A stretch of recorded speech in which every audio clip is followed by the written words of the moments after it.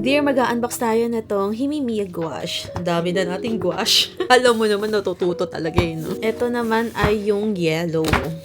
Diba? Ayan, meron tayong detachable na palette. Itong lid, pwede din natin gawing palette to. Taob natin para makita natin lahat ng color. 18 colors to dear. Ayan. Ito ay 30 ml. And matagal na to dear. Siguro nakastock lang to dyan ng mga ilang years na rin. Siguro baka natuyo na yung nasa loob. Itong black okay pa. Ayan. Yung iba ginagawa nila, parang ino-open lang nila ng konti. Tapos kumukuha sila. Para masil pa. Huwag yung itatapon to. Pwede nyo pang gamitin to. Ay, ito dear. Naghiwalay na yung binder at pigment. Pero hahaluin nyo lang to. Okay na to.